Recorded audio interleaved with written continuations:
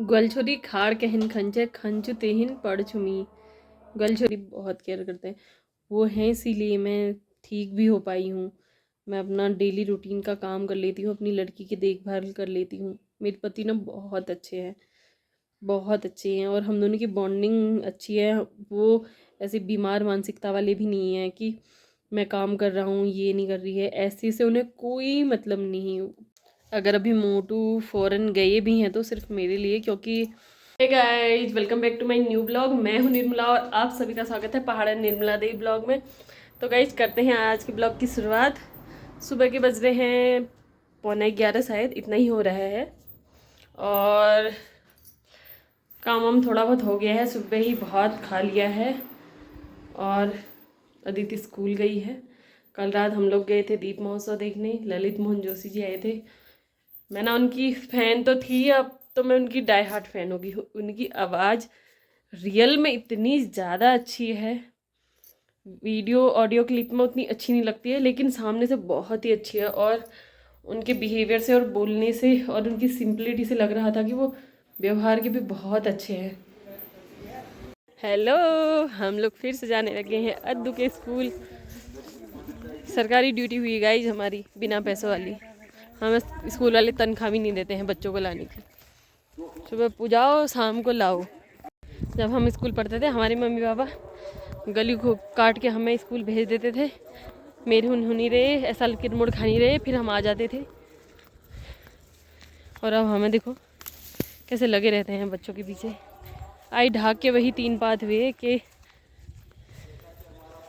अनहत्ता फिर भी नहीं हो रहा है कुछ हमसे। आजकल हम लोग शॉर्टकट रास्ते से बाबू को लेने जाने लगे हैं।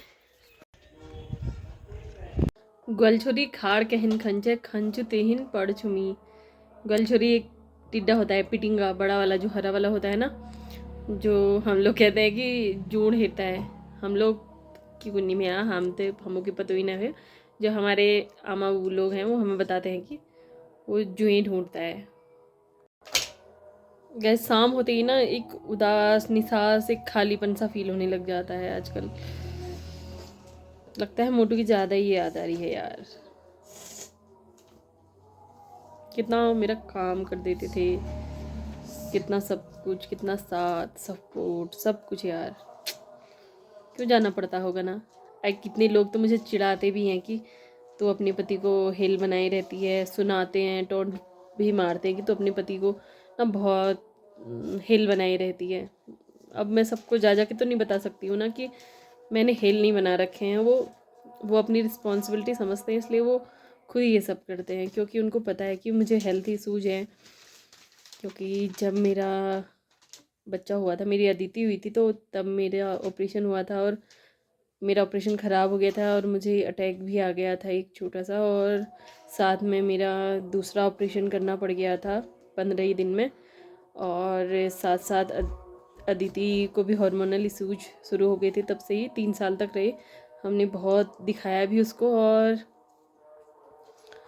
फिर लगभग 1-1.5 साल मुझे ऑपरेशन से उभरने में लग गया था। और अदिति ठीक 1.5 साल की थी, दिसंबर में उसको 1.5 साल हो रहा था, और मुझे डिस्क बल्ज की प्रॉब्लम हो गई थी, क्योंकि मुझे परहेज बता रखा था। और फिर गांव घरों में ऐसा ही हुआ, तो मैं परहेज कर नहीं पाई थी, तो मेरे डिस्क बल्ज हो गया था, और मुझे गर्दन में भी दिक्कत आ गई थी और कमर में भी। उसके लिए भी हमने काफ़ी इलाज किया। अदिति के पापा की जो अब तक उन्होंने सेविंग्स कर रखी थी, और अभी तब से लेकर अब तक उन्होंने जितना कमाया है सारा मेरे इलाज में गया है।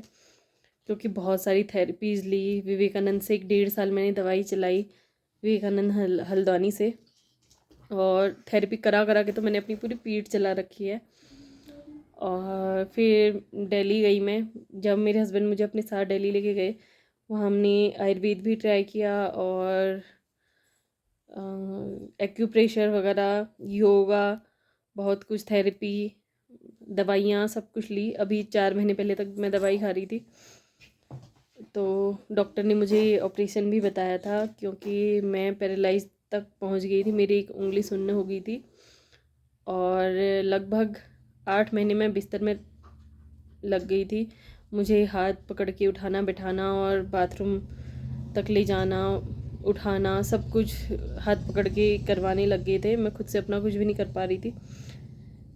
तो मेरे बुड्ढे बहुत अच्छे हैं, उन्होंने अपनी जितनी भी मेहनत कर रखी है उन्होंने सब मुझ पे झोंक दिया है।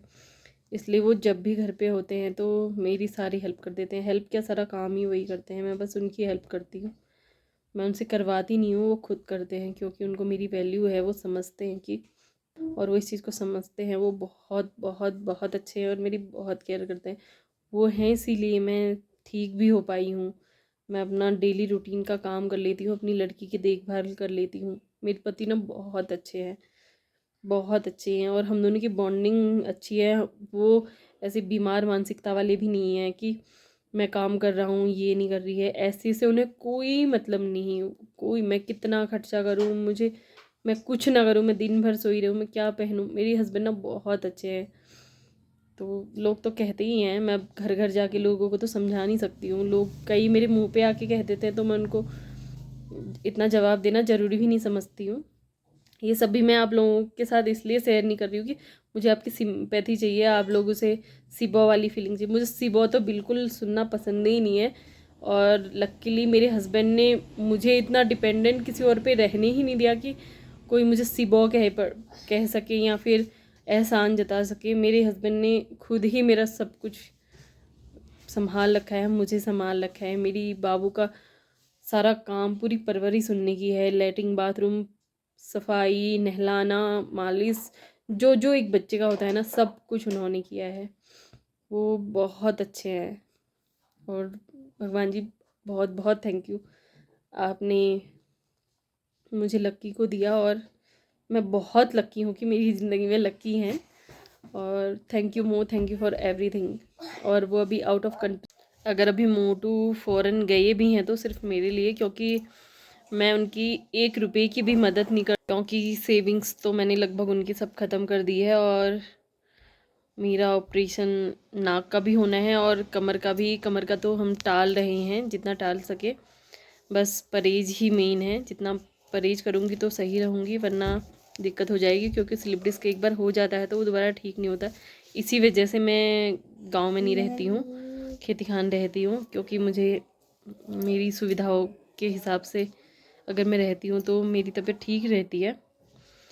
और पतिदेव को जाना ही पड़ा। क्यों फ्रेंड्स, अगर आपको मेरी वीडियोज़ पसंद आ रहे हैं तो प्लीज़ मेरे चैनल को लाइक, शेयर एंड सब्सक्राइब करिए और बेल आइकॉन को ज़रूर हिट करिए। अगर आपको मेरी वीडियोज़ पसंद आ रहे हैं तो प्लीज़ मुझे कमेंट बॉक्स में ज़रूर बताएं।